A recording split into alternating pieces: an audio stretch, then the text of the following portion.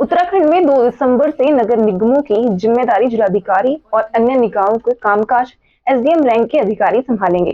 प्रशासक की नियुक्ति 6 माह के लिए की जाएगी। आपको बता दें कि 1 दिसंबर को निकायों का कार्यकाल समाप्त हो रहा है।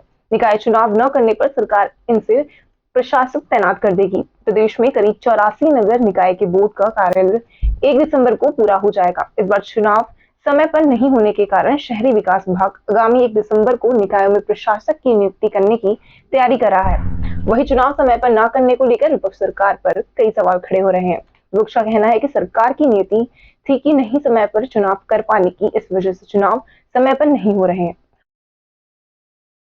निकाय चुनाव, नगर निगम, नगर पालिकाएं, नगर पंचायत अब 1 साल तक बिना प्रतिनिधि के रहेंगी। प्रशासक रहेंगे, वहां पर चुने हुए प्रतिनिधि रहते हैं। सफाई की व्यवस्था कौन देखेगा, लाइट की व्यवस्था कौन देखेगा, गली मोहल्ला सड़क कौन देखेगा।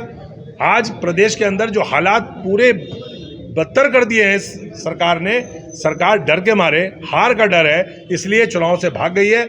आज मंत्री का बयान पढ़ करके मुझे पूरा विश्वास हो गया कि राज्य की सरकार के अंदर डर है। जनता में जो नाराजगी है, जनता का जो बुरा हाल इन्होंने किया है, उससे डरे हुए हैं। देहरादून में स्मार्ट सिटी के नाम पर जो लूट हुई है, जिस प्रकार का घोटाला हुआ है, मैं समझता हूं कि जनता के रिएक्शन से डरे हुए हैं, इसीलिए चुनाव से भाग गए। देखिए, निकाय चुनाव एक प्रशासनिक व्यवस्था है। अब चूंकि इसी बार नए निगम बने हैं और कुछ नगर पालिकाओं का विस्तार हुआ है, तो उसमें जो एक जनगणना ओबीसी की होती है, उस जनगणना में एक समय लगा और एक उसका सिस्टम है।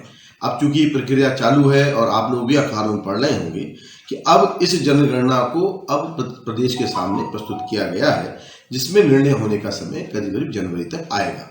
अब चूंकि लोकसभा का चुनाव बहुत नजदीक है, तो ये प्रैक्टिकली संभव नहीं है कि नगर निकाय का चुनाव उस लोकसभा से पहले किया जा सके। इसलिए एक प्रशासनिक व्यवस्था के तहत आगामी 2 दिसंबर को हमारे